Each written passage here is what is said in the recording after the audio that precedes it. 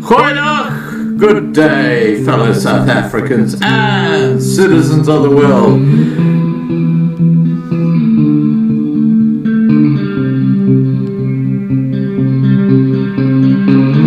I've been looking around for salvation. I've been looking around for the truth. All around me I see frustration, and I looked all over till I found you. I sit and listen to your stories, and you're telling me, please don't worry. Lot in this world you should know, and love in life is where you should go. If you're looking for somewhere to go, if you're looking for someone to know, if you're looking for someone to guide you, then love in life will guide you.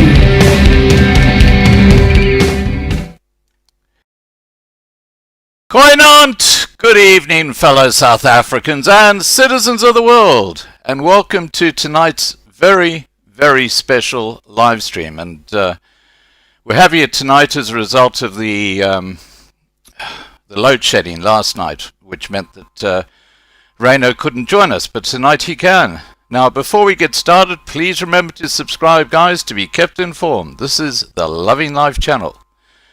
Okay, let's get to a bit of news before I get Reyno on. Firstly, the latest I heard is that Isaac van Zyl is coming out of hospital on Monday. So that appears to be really good news. Now, breaking news on Elandsfontein today, where the attempted illegal land grabs are taking place. There was a great turnout of people to support Clinton, so thanks guys, those of you who were there, good on you. And Marius reports as follows. We succeeded in our goal in two ways. The protesters were pushed back along the bridge, and we dug the access road up severely. Secondly, the protesters stoned some vehicles on the N1 with a truck and 3 cars being damaged, resulting in Johannesburg Metro Police Department having to deal with them. The incidents were reported, which will help to get the wall up between the freeway and the location, preventing access to private land.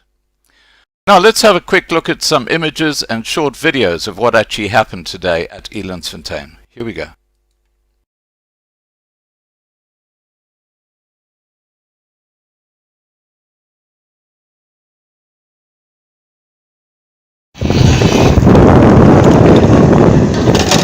It's the 11th of July 2020.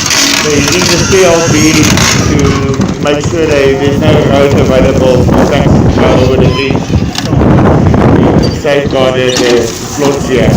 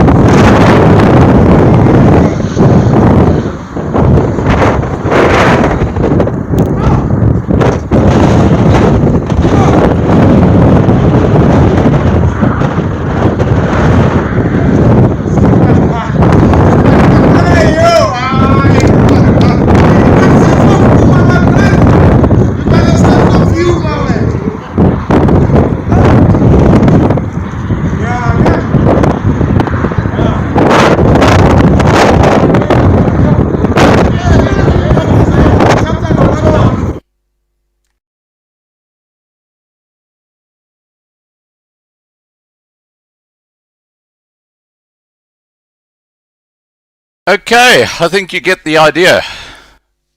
They retreated, and Clinton and the other people who own properties at Elandsfontein feel a lot happier about the situation. But we'll see. We'll be keeping informed as to what's going on. All right, tonight we will have Reyno de Beer back to give us an update on the situation regarding the lockdown in South Africa. His organization, Liberty Fighters Network, successfully challenged the lockdown and the regulations imposed by the ANC government. There's been much confusion over the ruling, with different lawyers giving different opinions on whether the ruling in the High Court is sound or able to be challenged by the ANC government. So, to answer the questions, and please guys, remember to put your questions into the side chat, and I'll ask the moderators to actually copy them and paste them when I'm ready, so that we can actually present those to Reyno. So this is your opportunity. All right, without any further ado, let me get Reyno on. Here we go.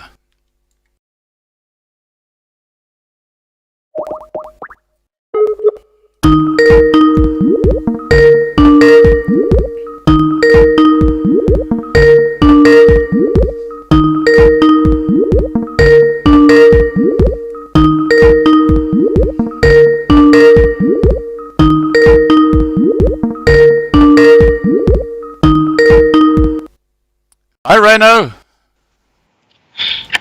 Hello? Hi, Reyno. Can you hear me? Can you hear me? I can hear you, yeah. Hello? Hi, Reyno. Yes, I can hear you.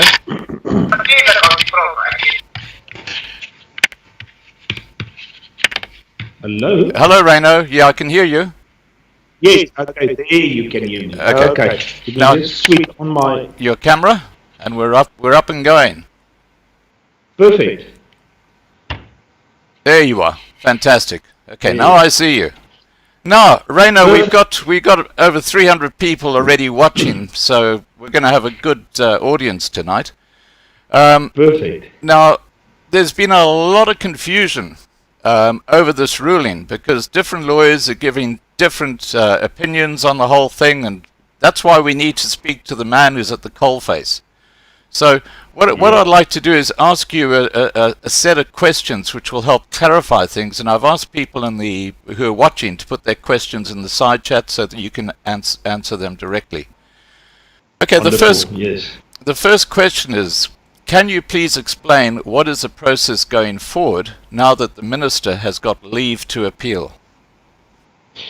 Well, we've received the notice to appeal during the course of this week, directly to the Supreme Court of Appeal, but they have not filed an application to leave to appeal on paragraph 2 of the judgment of the 2nd of June. So, so we are sitting with a. Let me just quickly see here. Sorry, I've got the orders here, so I don't want to confuse. Yes, it's the. Sorry, on the 30th of June. So paragraph 2 has not been appealed. What is paragraph 2?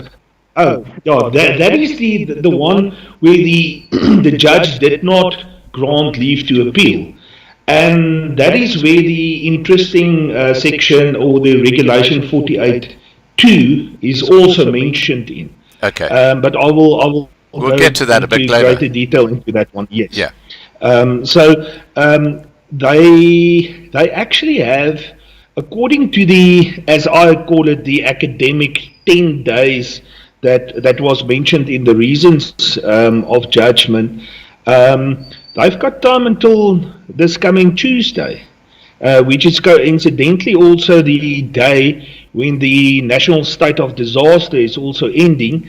So it's going to be very interesting this week coming. Tuesday is a very important day for South Africa to know whether the national state of disaster is going to come to an end. They can extend it, but at this stage it seems like most possibly many of the regulations will be invalid and of no force anymore from henceforward. Yes. Okay, talking about that, which regulations are included in the appeal? Well, it's basically all the blankets, but all the so-called how can I put it, the Bill of Rights parts have not been included in the sense. Let me just quickly say, regulation, the following have not been included in the leave to appeal. So it's not going to be appealed. It's busy running the normal course. That is Regulation 33.1e. I've made a note. Regulation 33.1e is the exercises. There's a restriction on the times that people can exercise. So that one is automatically invalid. So the court basically says that there should not be any restriction on exercises. Then the Regulation 34. 34 is, let me just say, the movement of children.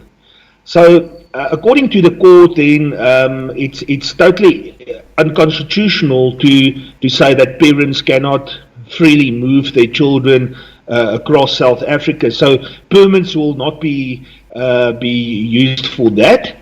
Then Regulation 35. Regulation 35 is the restriction on funerals. So basically it means that the night vigils and everything that should have or normally used to be part of funerals will then also take effect. 39.2m, that is the access to beaches and parks. So people can freely go to the beaches and parks. Then Regulation 46.1 is 46.1. That is the restriction. It's businesses. All businesses must open. There should not be any restriction on which businesses should be operating or not. So all businesses should then be open. And then the very interesting one is then the Regulation 48.2, which is so the court basically said that it is unconstitutional to criminally prosecute violations in terms of the lockdown regulations. So right. That is the key one, which incorporates several others as well. Okay, we'll get to 48.2 in a second. Now, when you say these are the regulations not included in the appeal, and you say that means people can exercise at any time, for example, they can run their business, they can move their children. I've got a couple of questions here for you. Firstly, yes. There's a lot of confusion because of the appeal as to when they can do this from. In other words, because they're not in the appeal, can they be doing it today, tomorrow, the next day, immediately? And when it comes to moving children, does this mean if you got children, you can get in your car and drive all the way from Johannesburg to Cape Town and they can't stop you? You don't need a permit. That is exactly what the fact is. So that specific regulation used to be for divorced parents or so, where one child needs to be taken to the other parent or guardian in another province. So permits were utilized for that, but now permits are not utilized anymore. So then what people have said, that many I've spoken to as well. So technically speaking, the borders will then go away. If you've got a child in your car, then you can just simply at the border post say, I've got the child in my car, he needs to go that side, they can't touch you at all. So that's a very good thing. Yes. But knowing how absolutely incompetent the South African police services, I mean, they wouldn't have a clue about these regulations or these rulings that have been made. is it a good idea if you're going to do that you print out the court order and you just show the guys how do people basically do it? Because they're going to have that concern that the police will arrest them regardless. Well, unfortunately, there are police officers who realize the moment when you give a copy of the court order, and they have followed the matter in the media as well, they do acknowledge that there's a major issue with the enforcement of it. As I've been saying, during the course of this week, I've also made a 25-minute long video myself and posted it on our YouTube channel or mine, where I've described the judgment itself. But basically, what I've said, all these legal experts made a very big mistake. In the sense that they've mentioned the 10 days that's still left and everything, but the court order is the only valid part of the whole judgment. All the others are merely there for academic purposes, and I've said that in the media several times as well, that you cannot use the reasons of the judgment in order to interpret the court order. The only valid part is the court order, and the court order itself does not make any mention of the 10 days. So we were of the view since the 24th of June that the lockdown was essentially over, and we went out aggressively telling people that. And the government never came back to reprimand us, to say that we are busy with spreading incorrect information or so, because they knew that we were correct. Otherwise, we wouldn't. I most probably would be behind bars by now. But obviously they agreeing with what we say, but they are deliberately and intentionally keeping the real situation from the people of South Africa. They are not abiding by a court order. We merely did not proceed with contempt of court processes because we wanted to make sure and also just let the 10 days or the academic 14 days, whatever, just run out. So when Tuesday comes, and they're not going to either stop the national state of disaster, or they're not going to announce formally that these regulations are not valid anymore, these parts that I've mentioned now, then we will go to court, and we will challenge the Minister for contempt of court.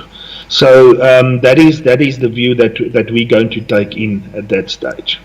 So the short answer to what you said about the regulations is that those regulations in paragraph 2, they have not addressed in their appeal, and they're the ones that basically you are saying anybody can go and exercise any time. They can go for a run at 6 o'clock at night if they're stupid, because we know how dangerous that is, but they can technically do that, or they can open up their business, and I think there's an interesting thing about the business side, isn't there?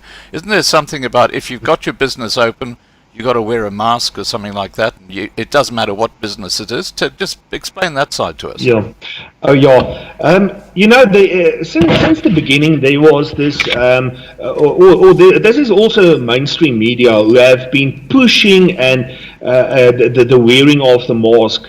Although it is unlawful, let me put it, I want to distinguish between unlawfulness and illegalness.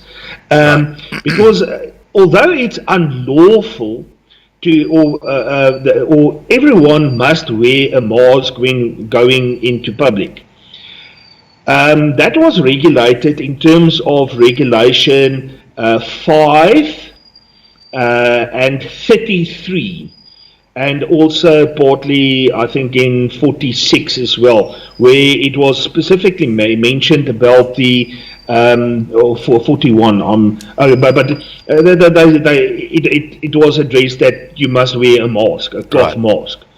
But in terms of Regulation 14 and Regulation 48, those are the two parts in the regulations which are governing the criminal offences. So in terms of those two regulations, the wearing of masks have never been a criminal offence. It was, but unfortunately, in the beginning, the police did in fact arrest people for not wearing masks in public. So that was totally, there was no such right, and all the people who were arrested for wearing masks in public or not wearing masks in public, and they were arrested by the police, do have damage claims against the police for unlawful arrest. It was totally illegal from the side of the police to arrest people for that. So what we are saying is that although you must wear a mask, it cannot be enforced. Because it was never a criminal offence. So even if you step inside a shop without a mask, the police could never have arrested you, and they even could never have arrested or reprimanded the owner of the shop. But unfortunately, with the propaganda that was spreading all the time, shop owners thought that, and even the social distancing, that was also never a criminal offence. Right. So it's up to the shop owner to say, will I allow people to make a decision whether they're going to wear a mask inside my shop or not? But unfortunately, they were also so worried that they're going to be arrested, that they are standing in front. When you enter each shop, you must, the security guard say, please put on your mask before you enter. So it created a lot of havoc, and during the past week or so, many of our supporters were caught on camera by extreme liberals who were harassing them when they were standing in queues, like for instance in cliques, where they were not wearing a mask, but then the security guards and these extreme liberals literally attacked, aggressively approached this person to say that, yes, you must wear your mask. And he got agitated and he said, I will not wear my mask. And the media turned it around to say that this guy who was refusing to wear a mask was the guilty party. But he was friendly and not, he didn't, he wasn't a threat to anyone. And this is the problem that we are sitting with, is that the people don't read the regulations. They believe that everything that they're doing against the lockdown will land them in jail, and that's not the case. So what I did, for instance, Scott, with my local places where I normally shop, I went to the owners of those shops. The local Spar, I've phoned Chris, and I said, Chris, I like shopping at your Spar. Would you mind if I enter your shop not wearing my mask? And he said, you know what, Reyno, I also don't like wearing the mask all the time, so it's your right. You can enter my shop without one, but if the police obviously confronts you, you need to sort it out yourself.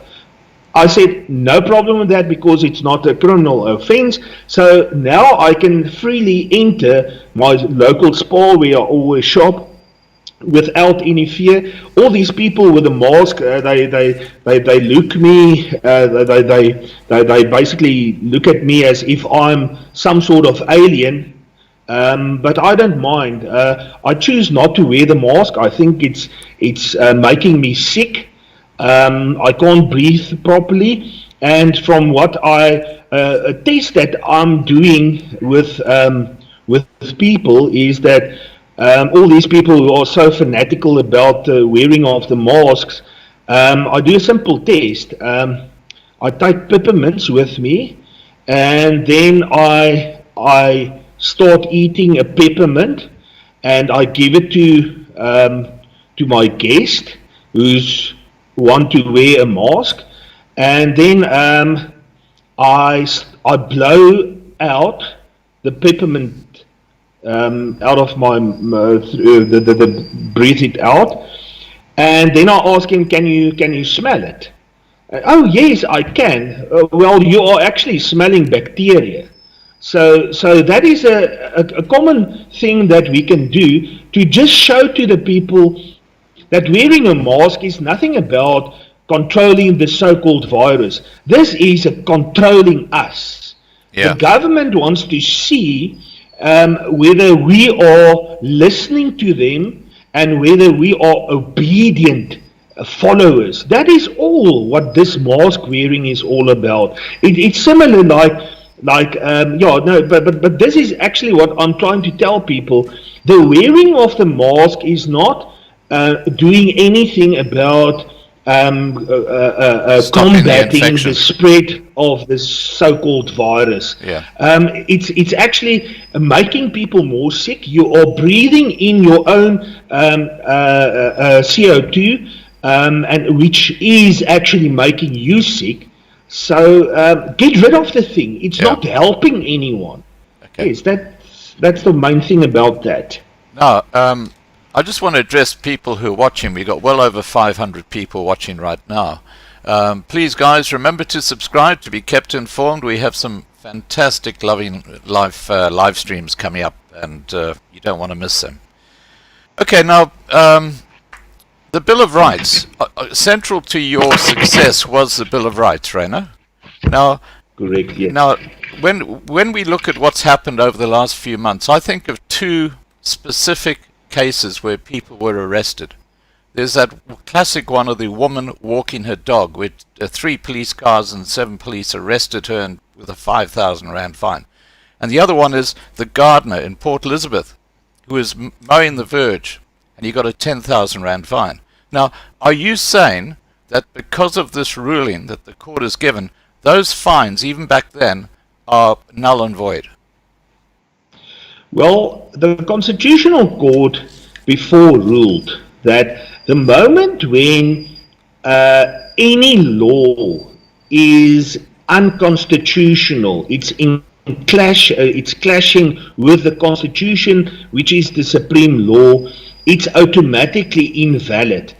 It's merely the court declaring it as being invalid and unconstitutional at a later stage, but it's invalid and unconstitutional the moment when it's made, and not when it's declared by the court. So what this is going to mean is that the moment when this whole academic 10 days end on Tuesday, people will have formally, and also just wait until the Supreme Court of Appeal matter is fully dealt with, because I'm confident that the Supreme Court of Appeal or at eventually the Constitutional Court will agree with the High Court in that those regulations are unconstitutional and invalid. We are looking, for instance, things that don't come up very, very prominently is when you start reading the regulations, it's starting from the gatherings. You may not gather. Gatherings are freedom of movement. You've got the issue about the moment when you refuse to undergo a COVID-19 test, then the government can go behind your back and get, without you even knowing it, can get a court order in your absence to bring you before a police officer where you must then undergo this test before him, in front of him. Then the moment when you undergo the test, or blood is drawn from you, then you cannot go and oppose that in court. Your rights to access to the court is then violated immediately. Then we look at the secrecy behind the COVID-19 cases. The people who are working with it are prohibited to give any information about who are on this the so-called COVID-19 database. Right. We see 10,000 and 6,000 cases each and every day, but I still don't know people around me who have been tested, or actual cases around me, and that is 3 months, and I'm actively working with this. Right. Then suddenly, when you confront people about the mortality rates, then you hear someone, you must not make any jokes about this, because my aunt and my uncle passed away because of COVID. And then you start to, the moment when you start to engage with that person, to say, okay, but didn't that person had maybe under other ailments? Was it what happened? And today I was so flabbergasted, and I'm saying this just to show the viewers what is going on with these COVID-19 tests. A good friend of mine, he's a South African citizen. He was born in Nigeria. He asked me to. He asked me that he was unfortunately one of his family members had one of his family members passed away on the 27th of February, but this guy was shot 10 times. He was killed on the 27th of February. Now this government is treating him, they can't, they're repatriating to Nigeria for a funeral there, because they are treating him as a COVID-19 case. But he was shot 10 times. It's crazy. It's insane. And the moment when you start to try and explain to people, this is really a problem. These statistics and these figures don't make any sense. Then you, as the one who dare to oppose the government, is then treated as the enemy. But we've seen that in the Bible. The moment all the prophets have been stoned to death and crucified and everything. So yes, that's unfortunately how human beings work. Yeah. They believe in a virus that they can't see, but many of us don't believe in God. So it's a really strange how someone has said that this COVID-19 is actually like a religion. And it's actually true. So people have just bluntly started to accept it. Yeah. Now, and Reyno, and it's a major issue. Yes. Can we get back to the court document? Yes. Does the government have 10 days to bring the regulations in line with the Constitution or not? What is the situation? No, the 14 days originally ended on midnight, the 23rd of June. Right. So, but the government is now interpreting it as if, and in accordance with the government's own approach with this, is that they've got time until Tuesday to rectify. They have not consulted with us or any other organization whatsoever and asked how they need to bring this into line with the Constitution. So it's going to be very interesting. Tuesday is a very important day in the history of South Africa. I actually want to say that we're going to finally know which direction this government of us is going to take in this COVID-19 measures that they have implemented. Okay, now let's just look at Tuesday. Let's say the courts agree with the earlier ruling in your favor, and let's look at a case where they disagree. What happens in both scenarios? Well, those points that regulations which have been directly excluded from from leave to appeal, those will immediately become invalid, in the sense that it's invalid already because it was already invalid, declared as invalid. But it's just that the court said that the level 3 regulations need to just be observed during that period to prevent any chaos happening. So the most important, all the freedom of movement, opening of businesses, etc., will then be automatically be there as normal. And not suppressed by any regulations. That is at the midnight, the 14th of July, Tuesday. Right.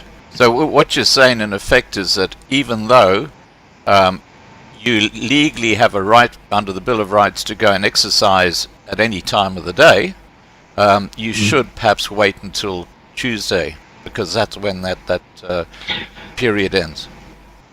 That is what I'm telling people now, because we don't. Although you've got the right now, you had that right on the 24th of June already.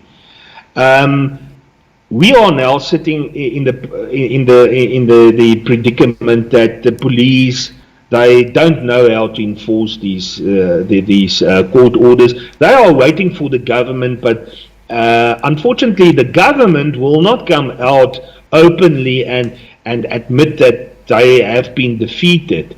It's up to us as the people, obviously, to go and grab those rights. Yeah, I just think this government is clueless. You look at Dlamini Zuma. I mean, really, it's crazy the influence she has over everybody in South Africa. I mean, really, she should be doing housework somewhere. I mean, that's the reality of the situation. I'm sorry to be blunt about it. But let's get to the really core ruling by this justice, which is the issue with Regulation 48. Explain to us what that's all about. Well, okay. Firstly, I did say that it's decriminalizing basically all the regulations, and let me mention that the inclusive in there is the 36.1. Okay, so under regulation 48.2, the following would have been a criminal offence for which the police could have come and arrest you or take criminal proceedings against you. That is, if you've evicted, Regulation 36.1, if you have evicted a residential occupier without a court order during the lockdown period, then Regulation 38.1, which is the initiations, the cultural initiations that was prohibited. Then the places to open, 39, if you have opened up, in terms of Regulation 39.1 and 2, all the places, and I'm talking about stadiums and parks and events and every place that's basically there you can think of. If you have opened, or if you had a sports event at Loftus, for instance, you would have been prosecuted or arrested. That's no more. Then the sale of liquor. This is a very interesting one. Regulation 44.2, and this is for the pub owners, which we have also or something that we were very intensely assisting with during the course of the week. Regulation 44.2.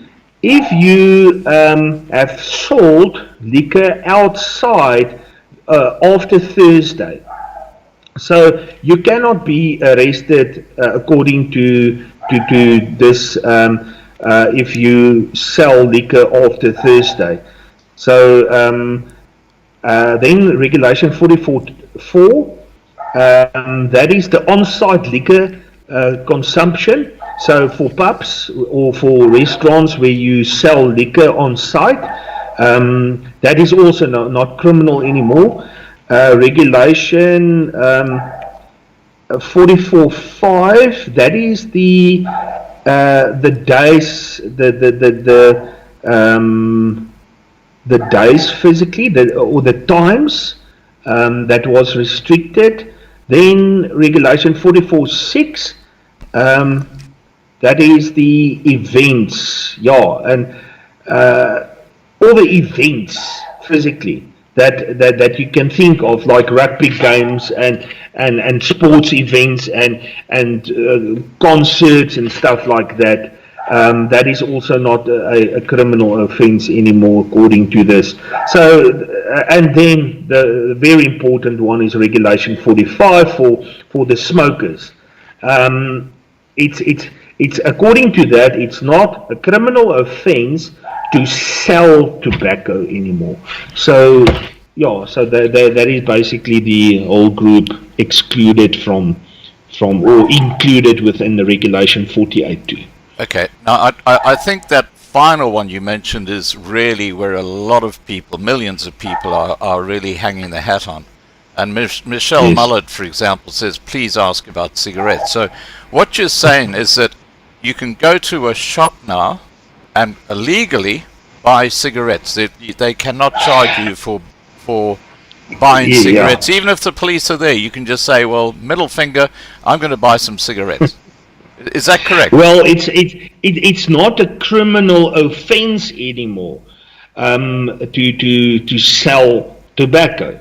What they are, the only way that because regulation 45 is still there prohibiting the sale, that is a mere civil process. So the government must actually approach the civil court and get a court order against you before they can actually enforce it. But by selling off tobacco, normally you cannot be arrested, and your stock can also not be confiscated anymore by the police. Never have been. So I'm actually I'm looking forward for this whole lockdown regulations to just disappear, because our legal practitioners are going to make a fortune. All the people who have had to go through arrests, all the people who had to go through the difficulty of obtaining tobacco, not freely moving around, not opening your business, there's going to be billions and billions of rand claims against this government. But now they are going to obviously say that, you cannot, I've calculated, for example, that each citizen in South Africa is going to put in 100,000 rand claim for damages against the government. We are going to sit with roughly 5.2 trillion rands damages against the government. So that will obviously, it's going to be interesting to see how the government is going to compensate us for our damages, giving them obviously the opportunity to get more funding from the World Bank and from I just see that this poor country of ours is now really very bad state. Right. Economically, we're going. I totally agree. It's just going to get worse. Yes. Okay, now Renee Jacobs has asked a question which is quite relevant to what you were just talking about. She says, when can the churches go back to normal, i.e. more than 50 people? Now, let's have an answer from you about that. Well, they could have done that a long time ago, and I would have actually wanted our churches to have never gone into lockdown. To always be, you've got a good leader like Donald Trump, who very quickly in their lockdown said specifically that all places of worship need to open, and if the governors are not going to do it, I'm going to overturn your decision, and I'm going to allow it. It should have happened in South Africa as well. I, for example, had a meeting with my pastors at my church. I'm a Seventh-day Adventist. Because the fact that our church have not adhere, or they just bluntly accepted everything that was happening, and now I said that I'm not going to go to church on the Sabbath on a Saturday we're going to, and because I don't want to see members of the church sitting with their masks on, with social distancing between them. I will most probably react like Jesus did in the temple and just chase everyone out. Right. That is exactly how I feel about it. But unfortunately, the leaders of the churches, and it's not only our churches, it's all the churches, mosques, synagogues, every one of them are exactly the same. They are saying that they don't want to be put, and this is the reason that my pastors gave to me, and I understand where they are coming from now after I've had a discussion with them. They said that they know and they agree with me that it should not, and this whole COVID-19 thing is most probably, according to them, also a hoax. But the fact of the matter is, the moment when you as the church open up normally, and the media just catch or get an actor or whatever as they always do, and say that I'm suddenly a victim of COVID, then they're going to write in the media again to say, yes, now the churches have opened and the COVID-19 cases have increased considerably, and the churches need to be closed, and that is unfortunately the problems they are dealing with. So there's also an attack on the churches and the places of worship. That is unfortunately a thing that has happened now with this COVID-19, according to me, crap. Right. But yes, okay. That's a problem. Now on the church side, don't forget, guys, that tomorrow morning when you wake up, Dan Berryman's Sunday service will be on the Loving Life 2020 channel, as usual. And Dan is here with us tonight. Good to see you, Dan. And the other thing I just wanted to say is regarding the media. You know, I have a real issue with the media because they are fake news, especially in South Africa. There has been some reporting about your court victory, and they always bring in these advocates who sort of say, "Oh, well, look, don't really listen to that High Court ruling because this can still be it can be challenged by the ANC government, and if it is challenged, then that whole court ruling will become null and void." Now, what's your message to the mainstream media right now? We've got about 600 people watching right now. So what's your message to the mainstream media regarding this ruling by the judge? Well, the mainstream media, the moment when the story broke on the 2nd of June, when we were successful against the government, they were cheering and they were supporting us, and we had several mainstream media reporting about us on a daily basis, and the radio and television. I was totally inundated with queries, media queries for the first week and a half, 2 weeks. But the moment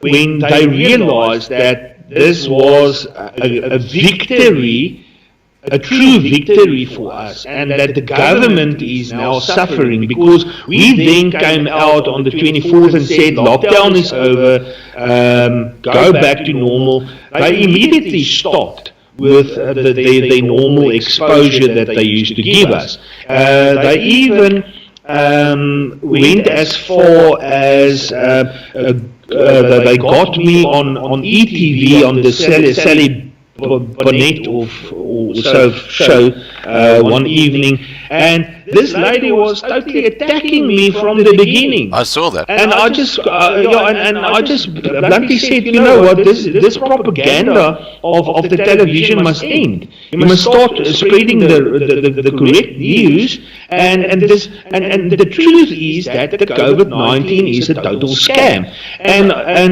I should never have done that in the eyes of the media, because now they are so scared to publish anything about us. But we have seen that we are more successful within our newly established social media networks. I've got more responses from people by only utilizing our social media networking than I got on the 2nd of June when the story broke. So I am confident that we don't even need the media, because the message are so actively spread out by the people on the grassroots level, and the people know. Many people know now that this is a total scam.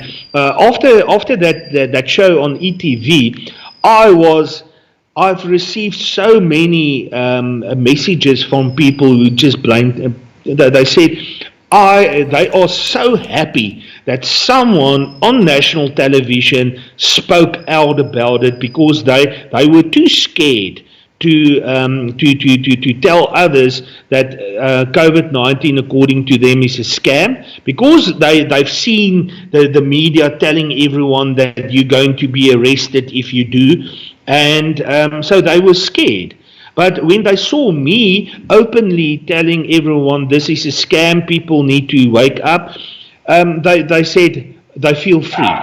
And now the one after the other person is actually realizing that they need to come out and talk to. Right. Okay. Now I've just got a couple of people giving me contradictory information about the audio. If you're hearing the audio really well, just press 1, type 1 in the side chat. If you've got a problem with the audio, please just type 2. Let's just get a generic answer to that. Okay, I'm just going to continue. Now, may the police still arrest people for contravening lockdown regulations? Our view is that it's evident that these things are unconstitutional. It's evident. So, as I've said, that the Constitution is the supreme law. Anyone, I'm sure of it, anyone who has been arrested or who is threatened with arrest, you will have recourse with a damages claim against the police for unlawful prosecution. So we actually going to change our website, where people will within the course of this week will can register if they have been unlawfully arrested for whatever purpose during the course of the lockdown. They can report it to us, and we will be able to assist them with a possible damages claim against the police and the government. So that is you'll have a huge class action. There's something like 250,000 illegal fines that will be handed out. Yeah, no, that's true. And what we also want to do is we would like actual figures. We want people to actually report the damages outside of COVID-19 that was committed to the people, or deaths, in the sense that we know that many people died because of they made their own liquor breweries, and they died of alcohol poisoning. You had people dying from withdrawal symptoms, etc., etc. We'd like people to report those cases to us on our website as well. That will also be up and running this week, so that we can get the actual counter deaths that the lockdown caused, directly or indirectly. And I think we will be amazed how many deaths we suffered because of the lockdown itself. Suicides. And, yes. What about suicides? I know about so many people who said that they know about people who could not afford buying tobacco and they committed suicide. Yeah. It's tragic, but it happened. Now, Reyno, it's bad. What's your website address so people can look it up?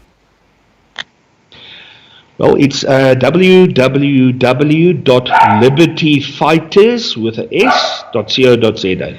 So very it's easy. libertyfighters.co.za. Okay.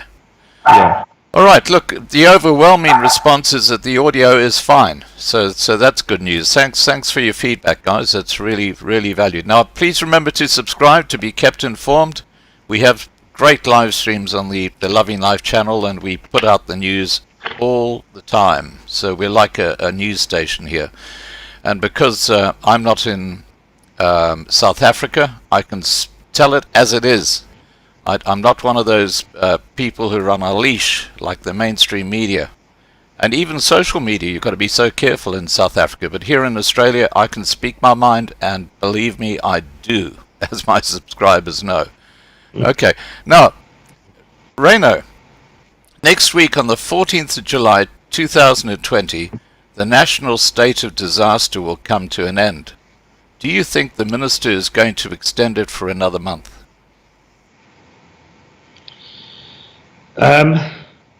Well, my personal opinion is that the government is busy sucking the marrow out of leftover bones. There's nothing more left of this COVID-19. We see that there's, according to their own version, the cases are just escalating exponentially, according to them.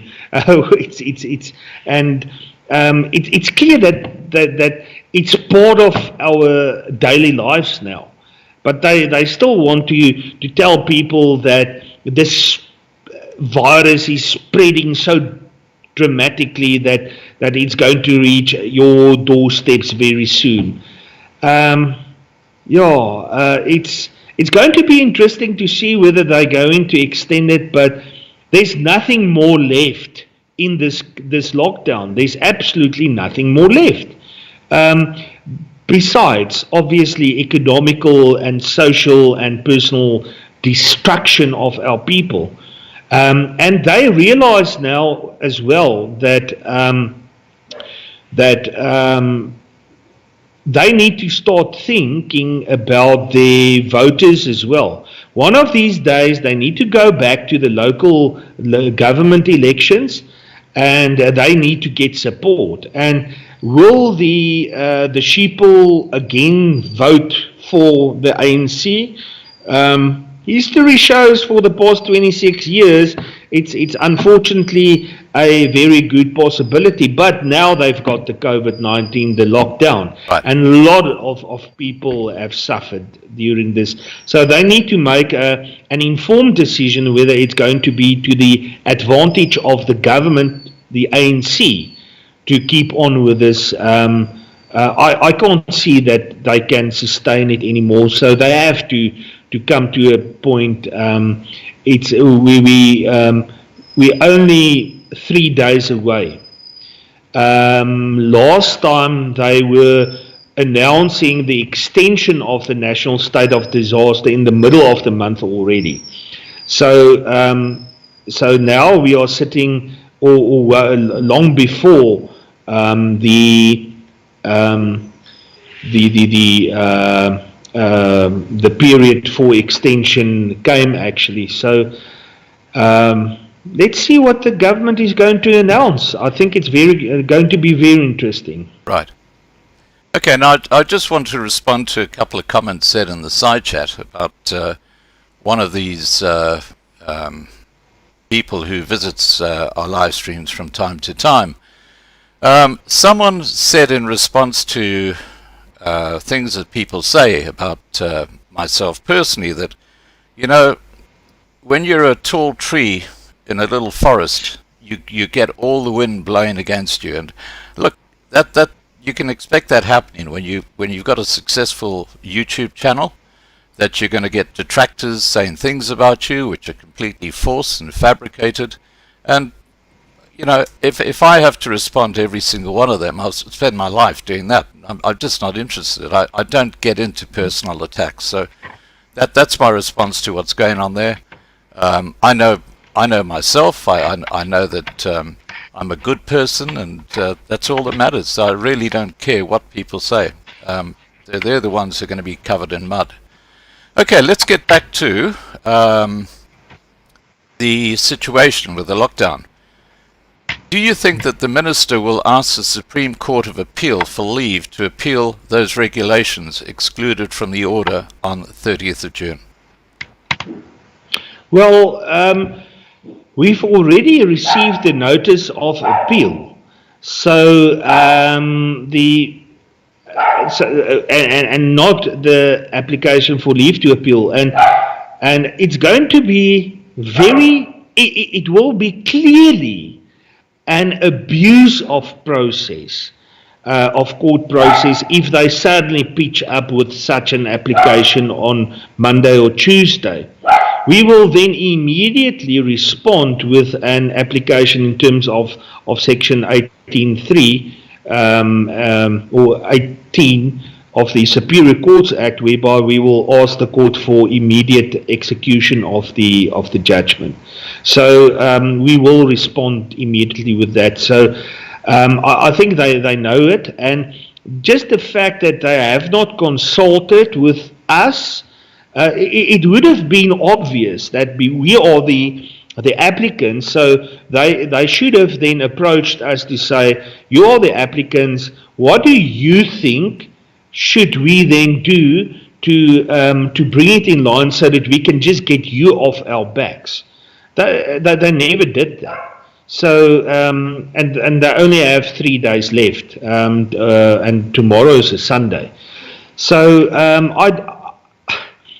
I don't want to say that they're not going to, but it's a very, very, very late stage to pull such a stunt. And according to our interpretation, in any case, the lockdown was essentially over from the 24th of June already. So we will then actively advocate that just go on, enjoy yourselves. I want the businesses to open, I'm not a drinker, I'm not a smoker, but those who are serving alcohol on their premises, they are giving employment to several other people as well, who have not received any income as well for the past 3 months. And from what I've heard from those who did open during this week, their personnel, Henk who opened at Twister's pub in Rietfontein, he also has got another one in Pretoria North. He said that that morning at 10 o'clock, when he opened his doors in Pretoria North and in Rietfontein, his staff was so overwhelmed and happy that they were able to start earning an income again. Right. And sadly, that evening, everything went well, and that evening, the Gauteng liquor police came and shut him down. We are challenging that. We anticipated that something like that could happen. We just want to see what is going to happen on Tuesday. But we will be taking that matter for him to court as well to get a final declaration on that issue for pub owners. But we're just waiting to see what's going to happen on Tuesday. But I don't think she's going to be so brave this time to challenge that any further. Right. Well, I don't think they've got the intellect to challenge it anyway, but that's my personal opinion. Now, I need to ask you, why did the court action by groups like favour and the DA fail, while Liberty's Fighters Network had such an incredible success in the courts? What did they do wrong? What did you do different? And why didn't they work with you? Oh, yeah. Well, their cases were very different in the sense that ours was the only case who challenged the actual correct respondent. All the other cases also cited, we only targeted the Minister of Cooperative Governance and Traditional Affairs because her portfolio is the one responsible for the management of the Disaster Management Act. That's plain and simple. But the other cases, all of them have included the President and the National Corona Command Council and the Minister of Health. There were just too many parties for the state involved in those cases. And it's a total mess because why do you want to put the favour? And interesting, when the DA and the Freedom Front heard that we were actually lodging our application before they did, on the 14th of May, I think they did it later that day or the next day or so. We did communicate with their legal teams, and we said, let's just combine this and go for the kill once and for all together. You've got the financial resources to do this, and we've got the paperwork. So let's just go after all the lockdown regulations. They turned around and they said that they were not interested. They thought that we had a very poor case. And the DA opted to go to the Constitutional Court. The Freedom Front went on with their case in front of a full bench also in Pretoria. And the FITA case is exactly the same. And when you analyze the FITA case, for example, for the tobacco industry, how can you expect that the producers would be able to convince the court that it is right and just to open the industry so that they can make money? That was the whole focus.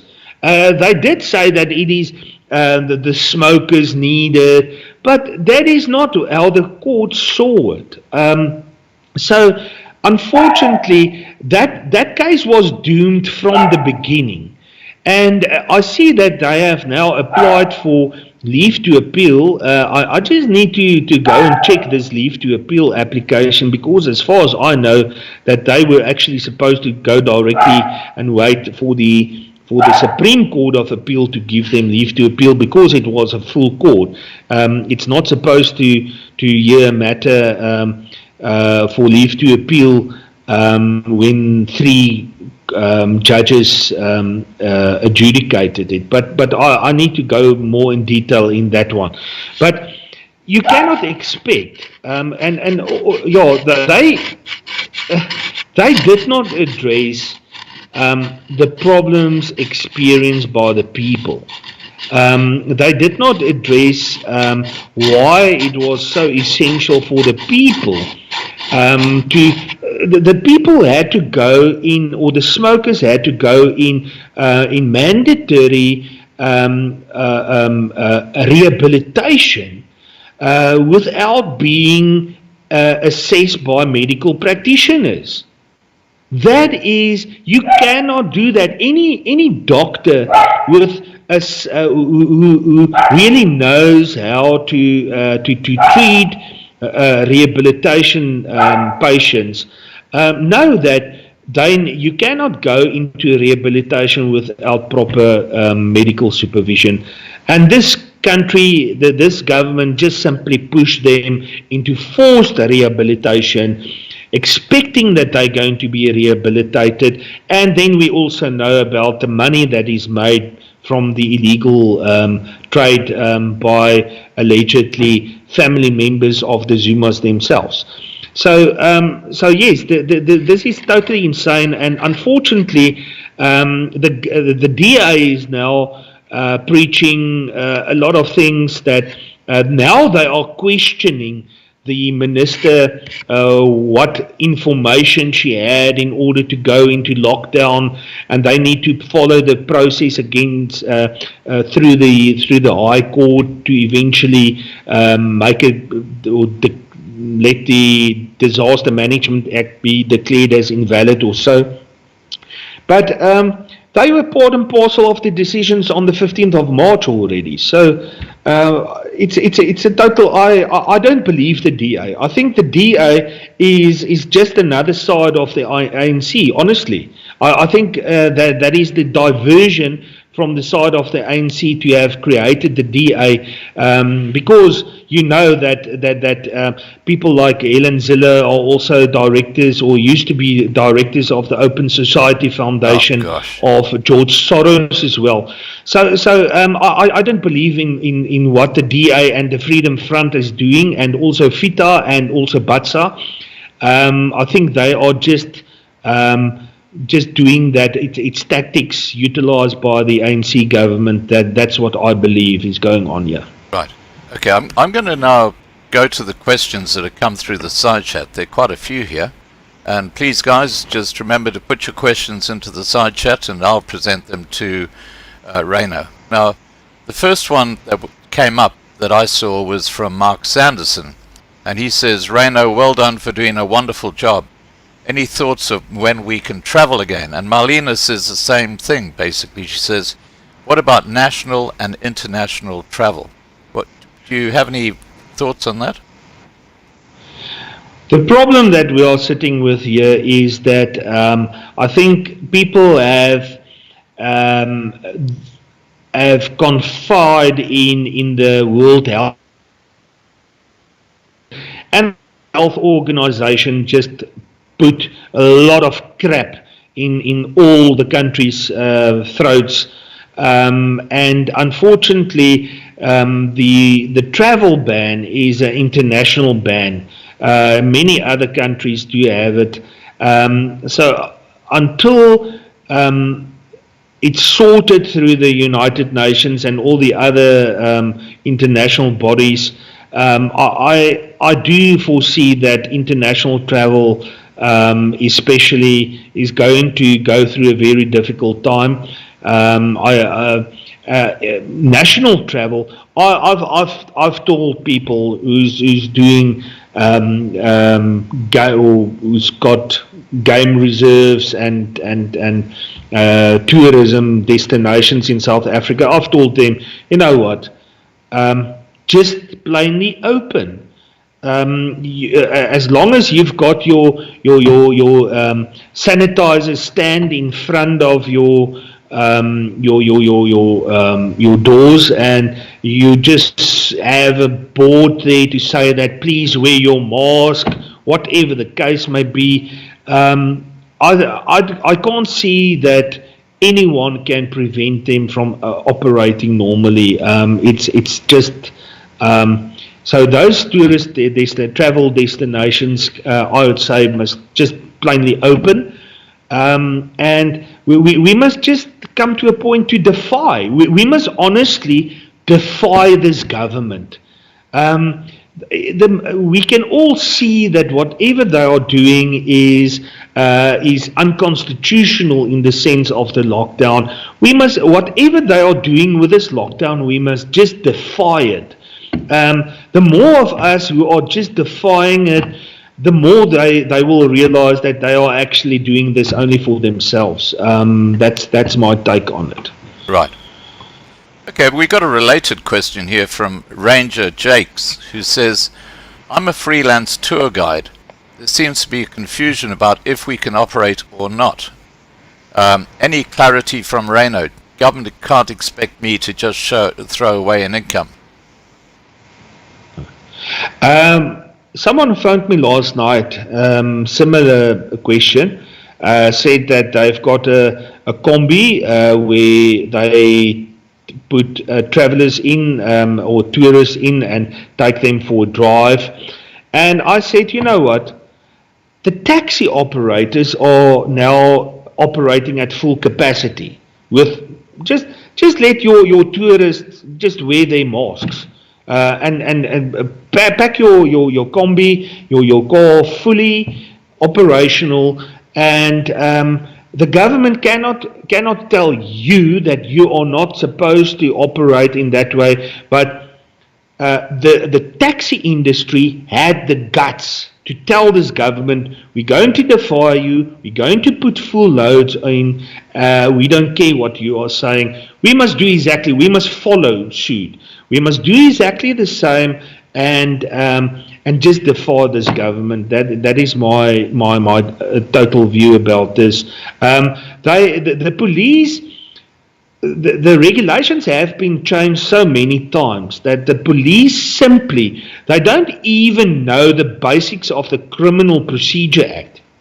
Now they have been taught to study regulations which are now probably 1,000 odd pages. I've stopped. I don't know how many pages the lockdown regulations are.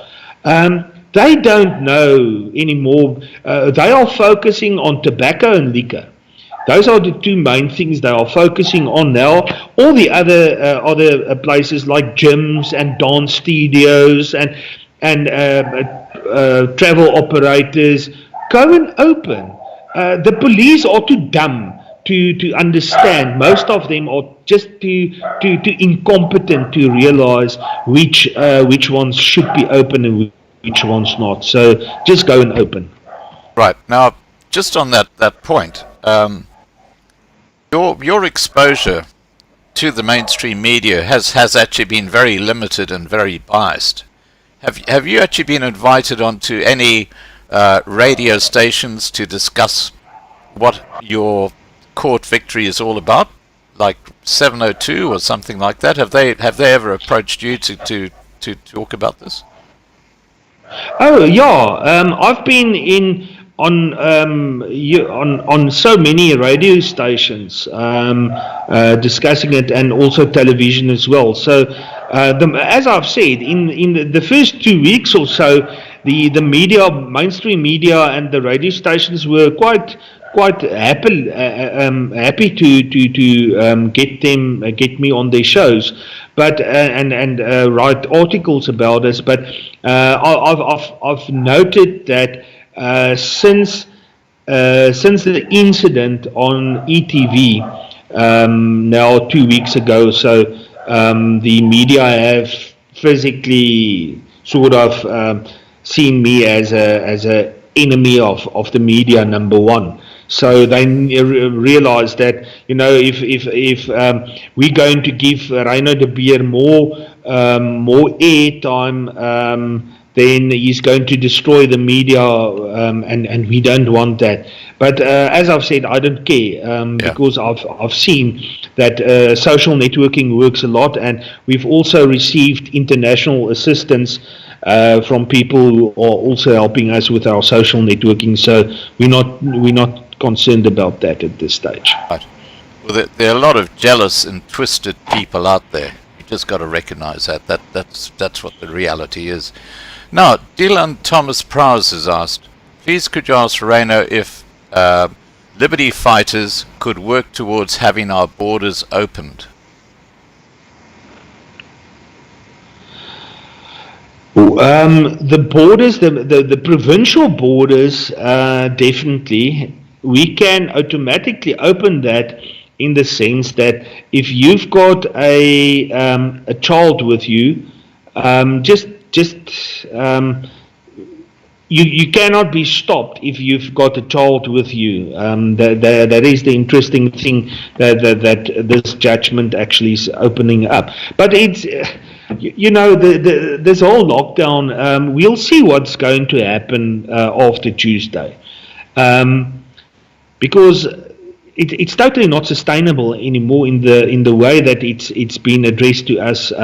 It's so clear that this is a international military scale of operations that's going on. This is a well planned international affair. Someone have just showed me this week that even on the website of the World Forum, the World Economic Forum, when you go to the COVID-19 link and you start to go into this whole web of information, it's so extensive that one can see that it was planned a long time ago, and that COVID-19 is just a name for some sort of international operation. So unfortunately, I don't know. The closing of the borders have never made sense to me at all. Right. We one country. Why closing the provincial borders? That was just a way of it was a military type of operations that were going on at this stage. They just wanted to see how far they're going to push us. I think that's exactly what it is. We were actually, the past 3 months we've been in a massive experiment, sociology and psychological experiment. They just wanted to see how we're going to react to whatever is coming. And hopefully this time all these sheeple will just know that what we are dealing with now with this lockdown, it's just going to get worse. If we don't strap this now and get this flushed down the drain aggressively from our side, aggressively in the sense that no, not taking on arms. Obviously, it's going to be peaceful, but just by realizing that what they are doing to us are planned and they just want to control us. That's all. Right. Well, I have to tell you, we've got over 600 people watching now, so that's we normally have people dropping off at this time, but it's an increasing number, which is great. Now, Tilly van Oudtshoorn has asked, when can we visit family and friends? Families are suffering not seeing each other. We all feel alienated. Was this covered in the judgment? Freedom of movement, that was indeed covered by the judgment. I've been telling people for a very long time, go and visit your family and your friends, enjoy it. There's no restriction, or they cannot, when they pull you over, just tell them, no, you're on your way to the shops or whatever the case may be. They are too stupid to understand, and go and visit. There's nothing prohibiting you to do that. The problem we are foreseeing is unfortunately with the elderly. Our elderly have been so brutally neglected the past 3 months. They are literally imprisoned. They are not allowed to go and get visits. But that is the problem with the management of those institutions.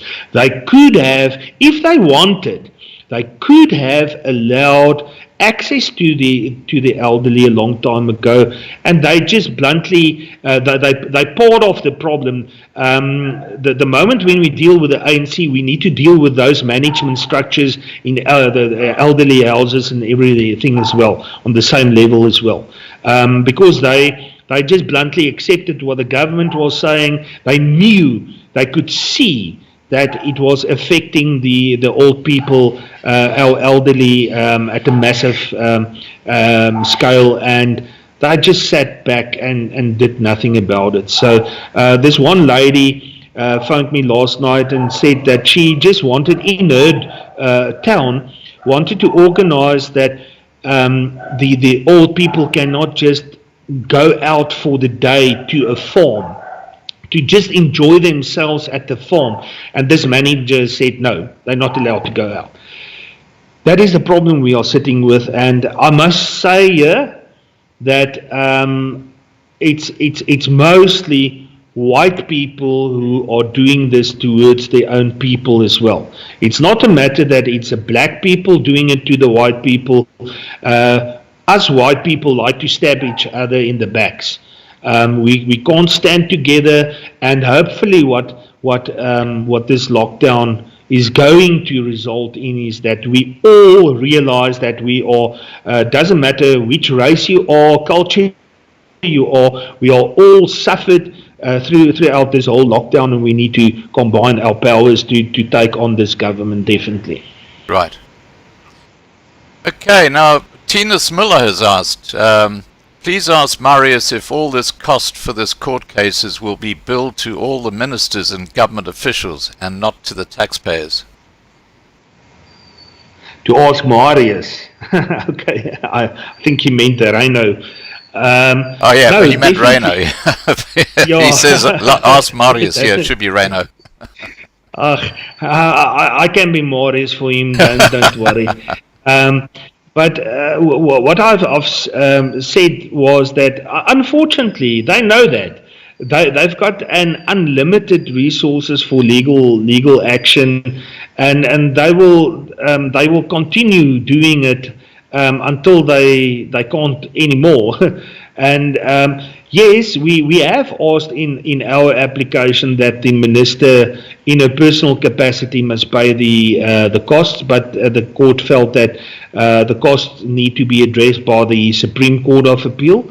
So we will definitely at the Supreme Court of Appeal say that this is something that needs to come from the pockets of the ministers and not from government.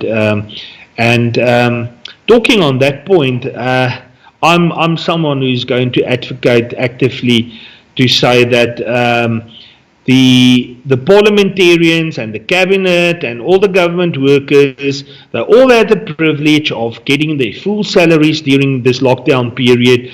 I think we need to do something to say that firstly, from henceforward, they need to pay must not be paid their full salaries. They must go back where we are now, not receiving full salaries and income, and we definitely going to challenge that, because they've absolutely abused our treasury during the course of the lockdown, and it's time now to really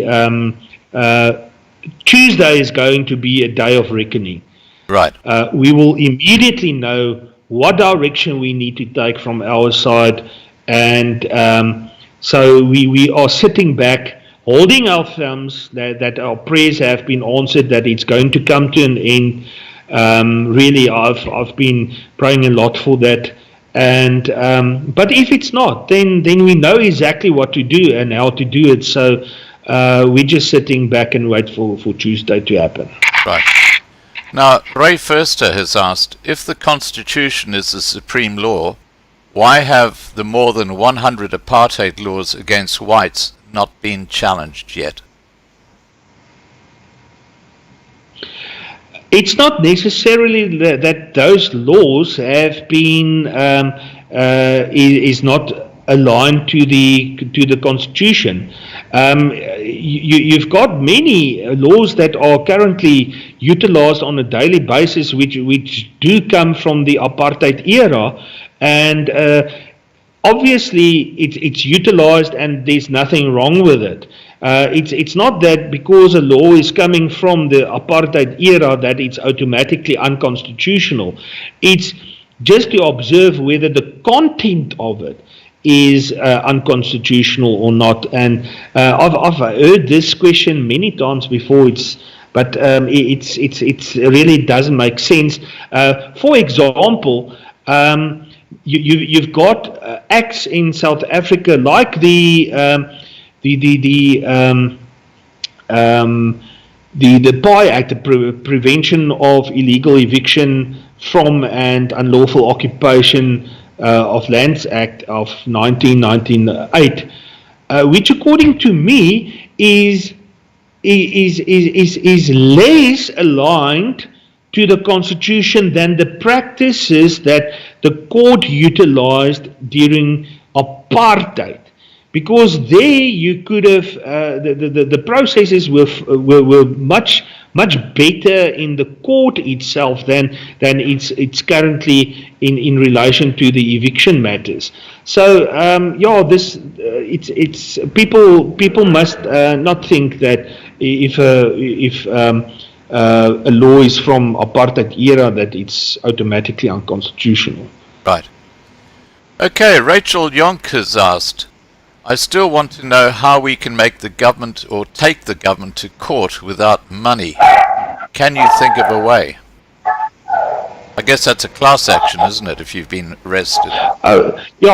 You see, the problem is that we cannot institute a class action for all 62 million South Africans from our side. Because each one has got his own damages that he suffered. Or have its own unique merits in the case. So we can, for example, say that we're going to take a part of the hairdresser or the bars who have not made any money, and we can make a class action for them. But it's going to be very interesting to see. Yes, there is a massive possibility of damages claims, but the ultimate thing is that everyone suffered. How will this government pay who is bankrupt? They've just borrowed 500 billion rand and allocated that for COVID-19 matters.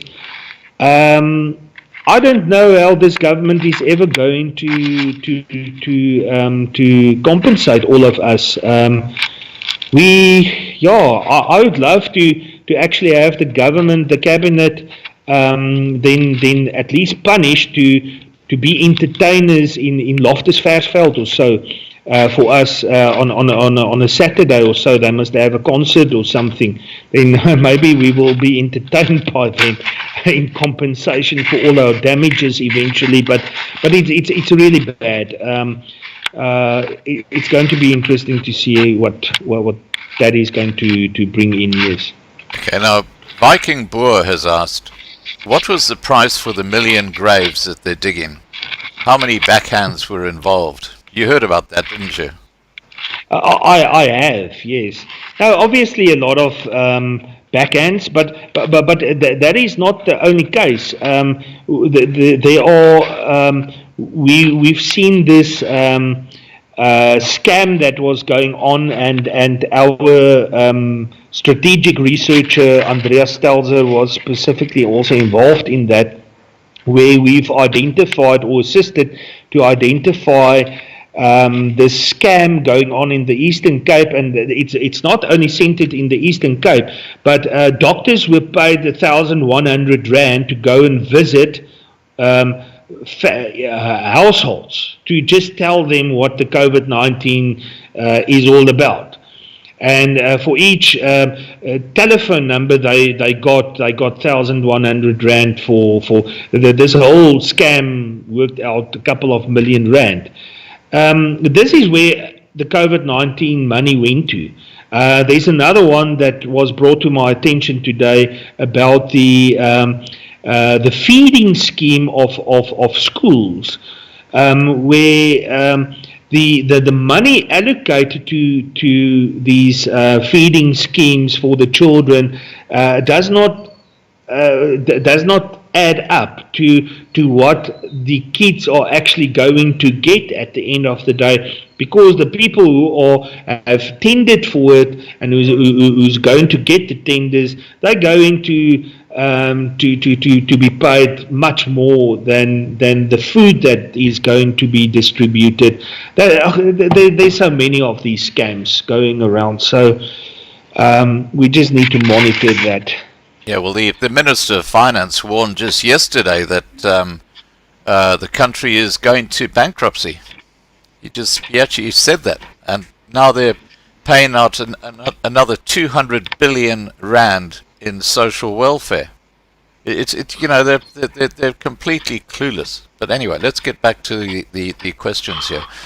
Catherine Walters has asked, Reyno, do you think Cyril was worried about a coup d'etat, removing him from power, and is that why he deployed the South African National Defence Force until September?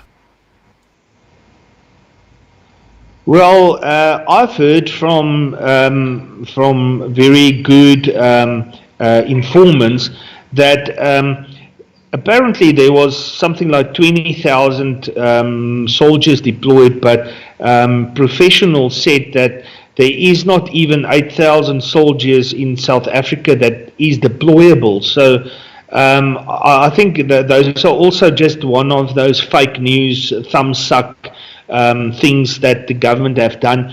To be honest, I will not be surprised if someone have tried to dethrone Cyril Ramaphosa. I honestly think that he should never have been president in the first instance. I think he's one of the most corrupt. He's more corrupt than Jacob Zuma. I'm sure of that.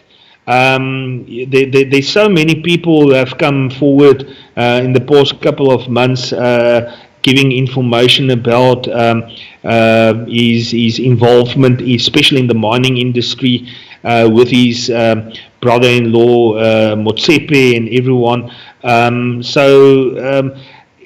You just need to come to a point whereby how could people who were communists, who were the heads of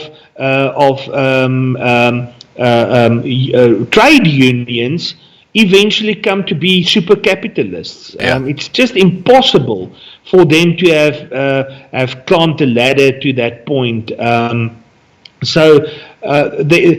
I've said this before on your the previous live stream, that I would like to know what the Rupert and the Oppenheimer families had to do with the whole lockdown, because they were clearly consulted before we even knew that we would have gone into a lockdown.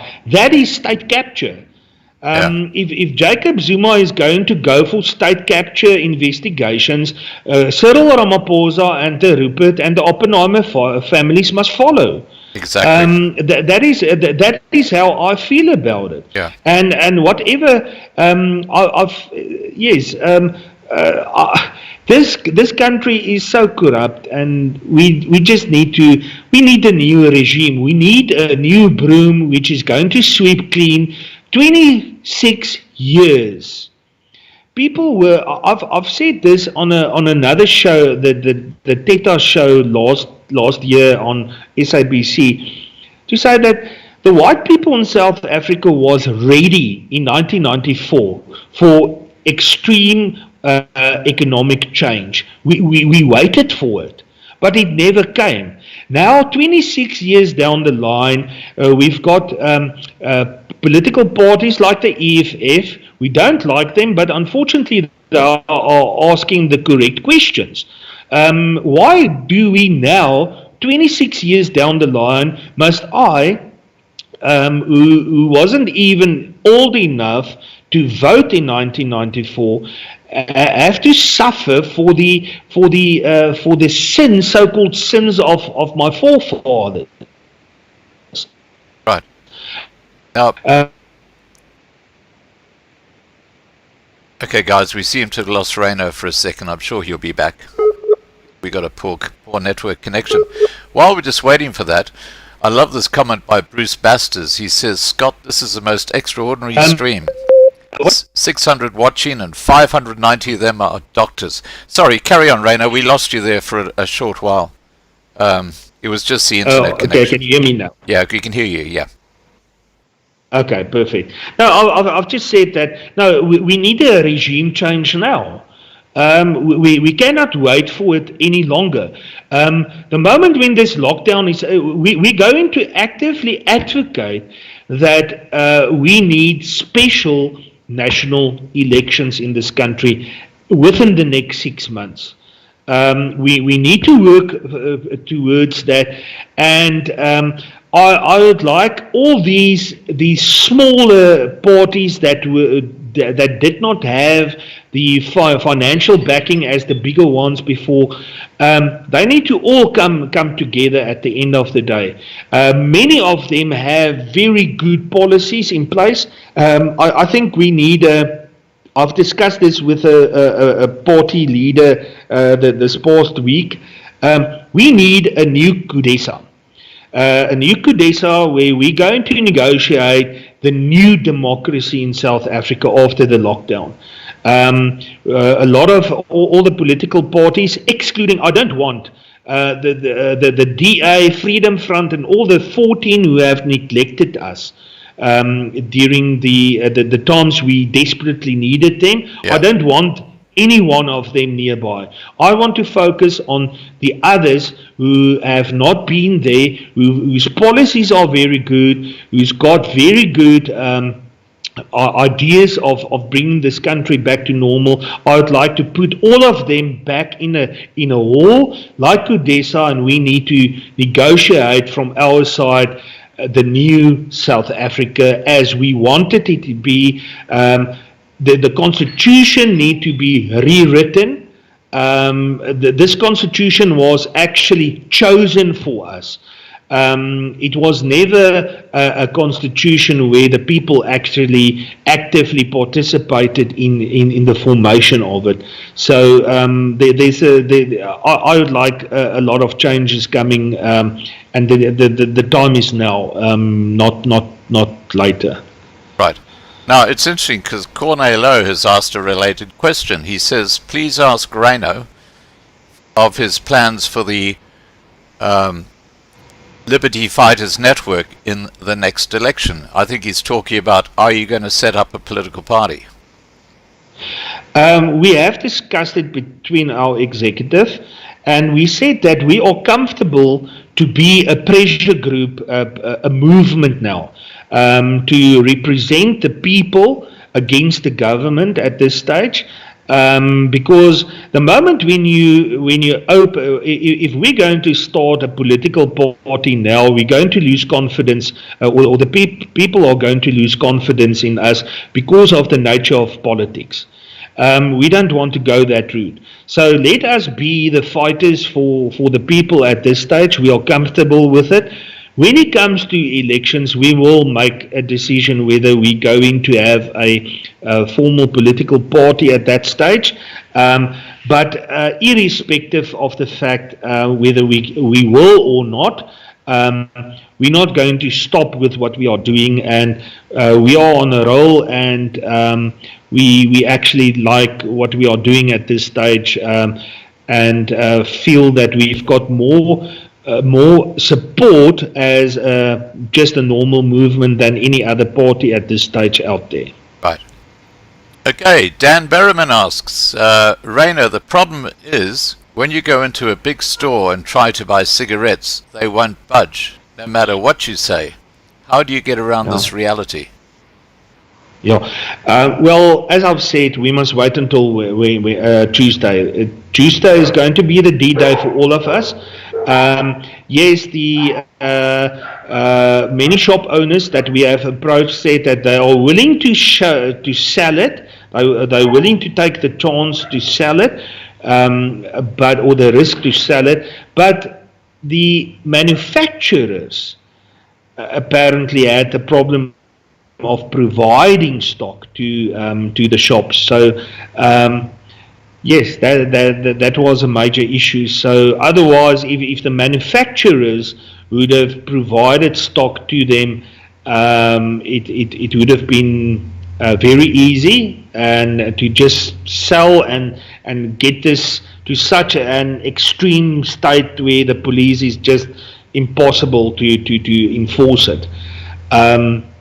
That would have been nice, but I think under the circumstances we must just wait until Tuesday to see. Right. Okay, now Boer Mulder asks, are we going to have a lockdown again?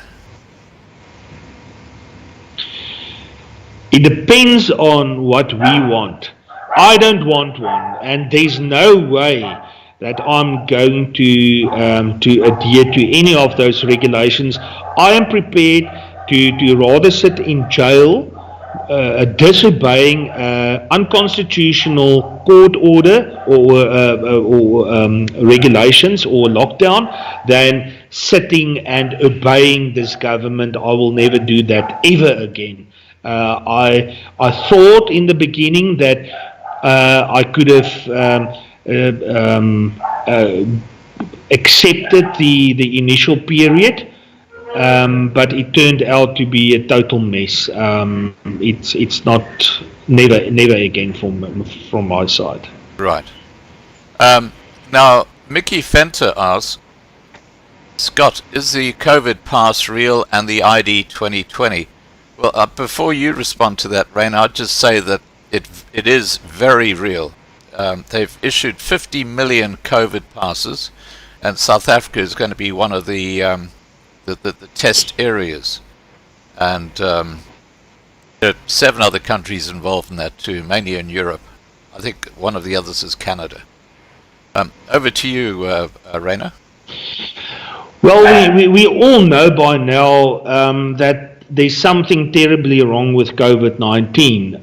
Whether we believe that it is a virus that is affecting us in maybe not the amounts or the numbers that are stated, or whether we say that it's totally a hoax.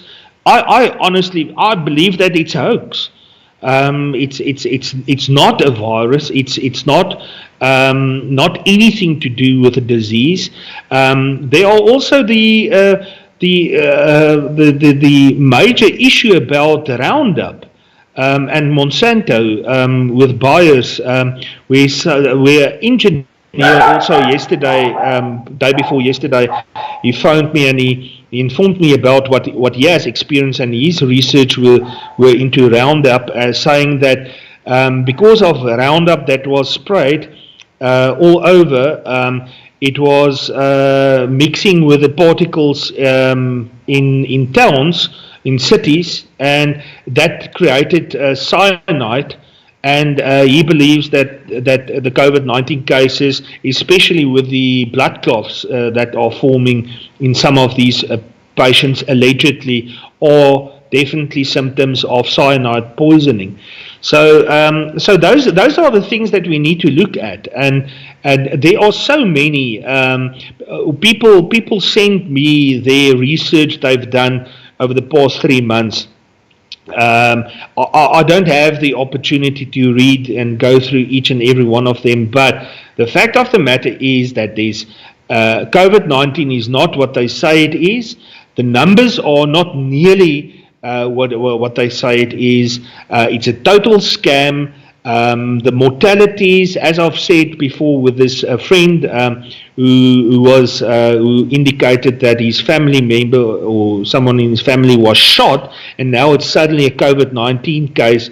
Add all those things together, you will realize that there's something more behind this. And the passes, we've seen our Google Android tablets changed, that phones and everything can also receive COVID-19 cases nearby if you switch it on.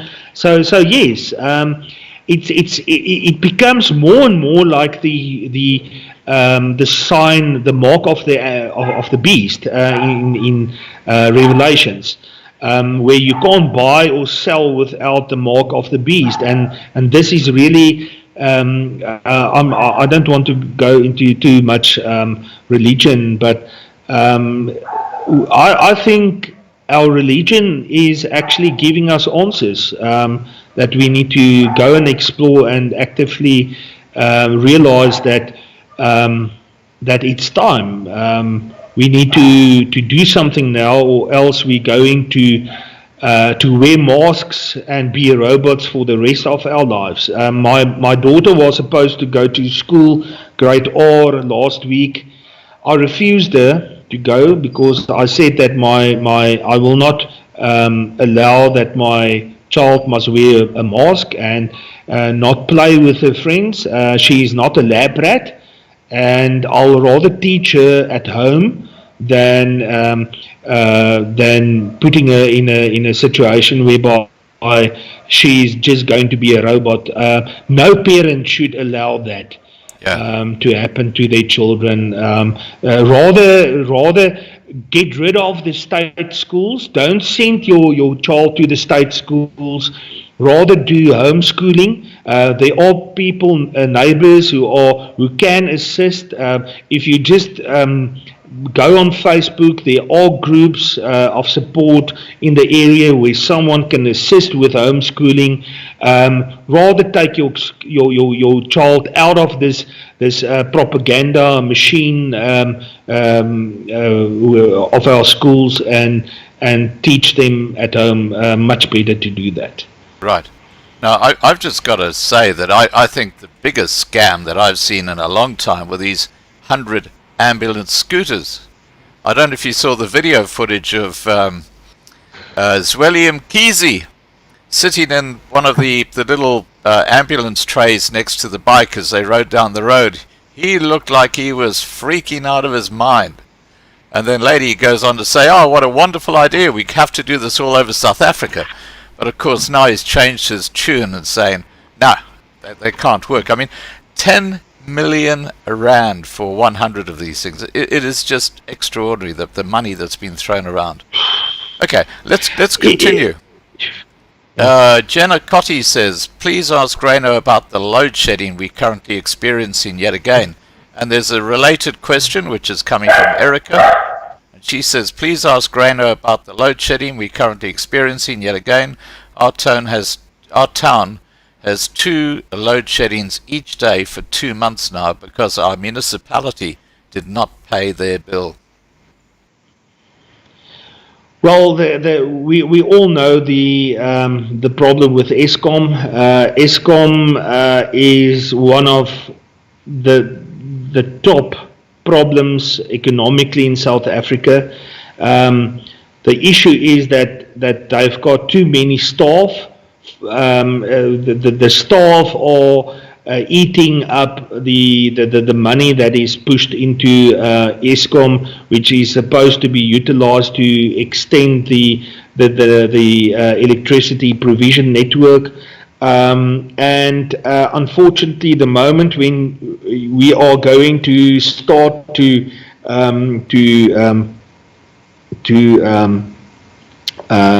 terminate those contracts and those employment, we're going to have a massive problem with the trade unions who are going to jump on our backs. So Eskom is a massive problem. Luckily, I'm in contact and with Ted Blom, who's a very well-known Eskom expert. So we will be in contact with him to see how Liberty Fighters Network can actually change this whole setup of Eskom. Unfortunately, last night, as you know, I was supposed to have a stream, and at 7 o'clock it was load shedding here in where I'm staying, and the electricity only came back just before 10 o'clock. Wow. So it was almost for 2 hours, and it's problematic. And well, we've many of us got used to it, but it's not supposed to happen in the first instance. Well, I think Eskom or the government were alerted to the fact we were having a live stream last night with you, and that's probably what happened. Now, you mentioned Ted Blom. I would love to have Ted Blom on my live stream. Seeing that you're in contact with the guy, can you ask him to please contact myself or contact myself, and I'll put him in contact with Marlena, who looks after my live streams, because yes, we have actually had contact with him, but he's been very busy. But if you wouldn't mind doing that for us, that'll be fantastic. I'd love to have him on a live stream. I will talk to him. Yes, Fantastic. definitely. And you've got my email address, haven't you, Reyno? I've got, yes. Okay, so perhaps you can just say to him, look, contact Scott, and then I'll put Marlena directly in touch. If he can just give his cell phone number in the email so that Marlena can make contact with him. Okay. I'll be matchmaker, don't worry. Okay, we got 2 more questions, guys, and we're going to draw the live stream to an end. I don't want to take up much more of Reyno's time. I do thank him for spending this time with us and letting us know what's going on. We've had about 600 people watching all the way through, so that's a good number. Now, Linda Bobbitt has asked, what about the Chinese? Where do they fit in? Well, the Chinese obviously is part of the BRICS. The BRICS was controversial from the beginning when it was created. So people do say that the Chinese or our government have sold South Africa basically to the Chinese. It does seem so because there's so many hands that they've got in not only in South Africa but all through the continent of Africa. Remember, way back in 2010, the City Group in the United States of America, they did research and they found that South Africa was the richest country in the world based on our non-energy resources. So it been South Africa, according to them, at something like 2.5 thousand million reserves, mining reserves, which would last far more than 100 years still to be explored. And the nearest other country was Russia, number 2. So, and in that report in 2010, it was stated that the average mines in China would only last for another 17 years. So it means, it was just less than 20 years. So one could see from that report that that China was actively going and look for mineral resources, which they did find in South Africa and Africa, to feed their industries. So that is why they are investing actively in Africa and South Africa in order to feed their country. And in that sense, I'm just so worried that Africa has been sold to China, and if you, very interestingly, that the Chinese people are very the African states are so eager to enter into agreements with China as their savior and their investor. But go to China and you will see how racist They Oh, are yeah. in China against African people, Oh, yeah. black Africans. They don't even want, many of their shops don't even want black Africans and African Americans to even enter into their shops or into their restaurants. That is how bad it is in China. But this country, Cyril Ramaphosa and his people are signing contracts with these people. They are literally deceiving the African people in their masses. And yeah, it's the irony about this whole thing is that the moment when China takes over major industries in Africa and South Africa, it's just a matter of time when those who sold us to them, they will be gone.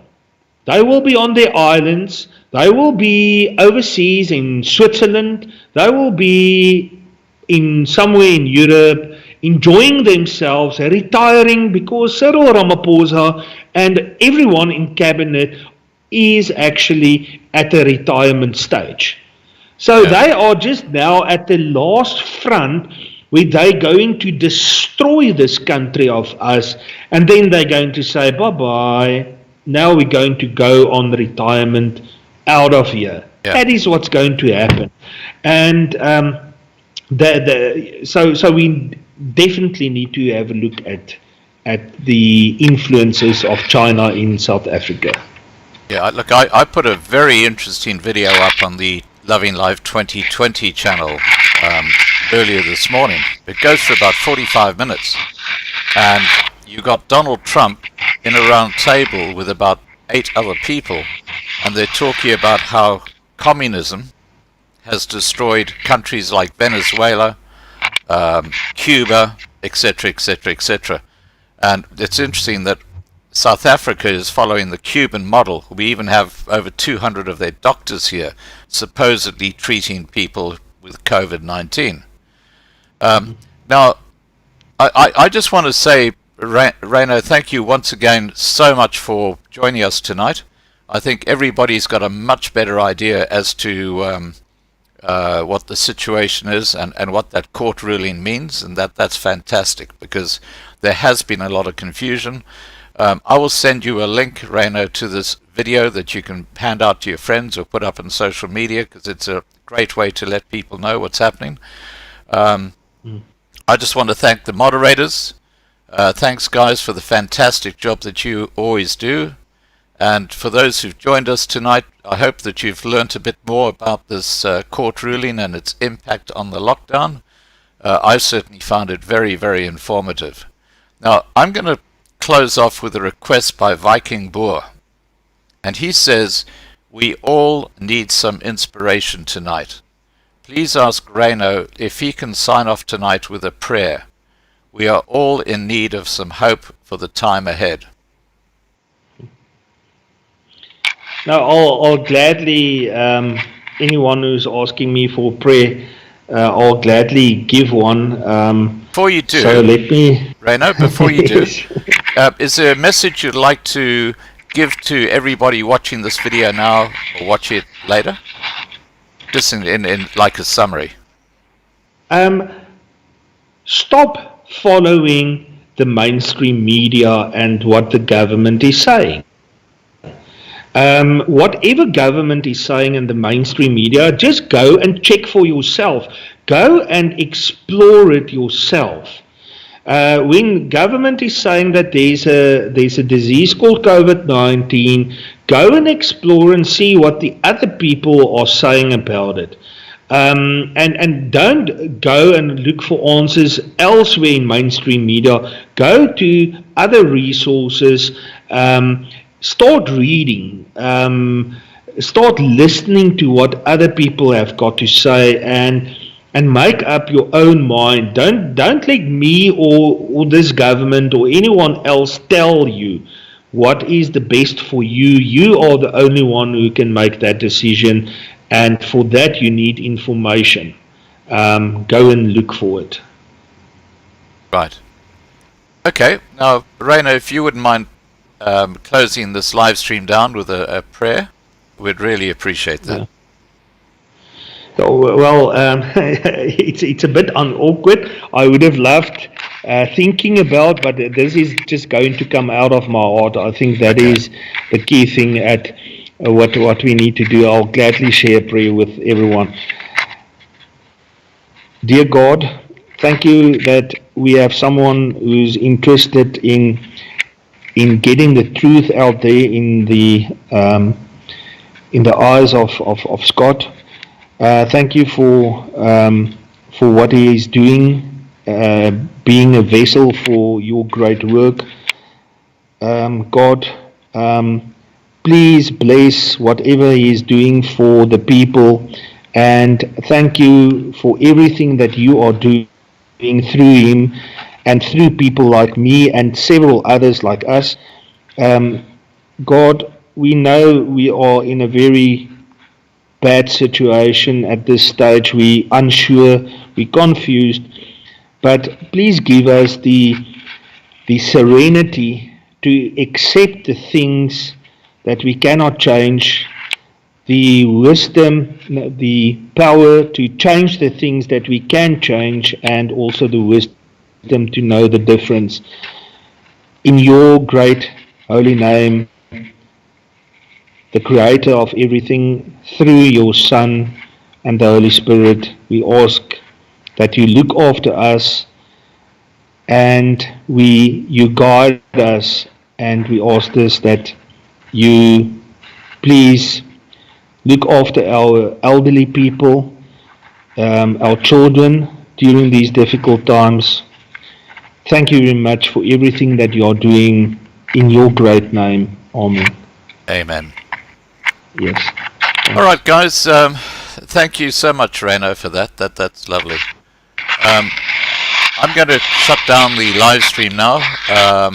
We're working on one for tomorrow night. I'll let you know if it's going to happen. But please take care and have a good evening. And I look forward to seeing you guys again in the next live stream.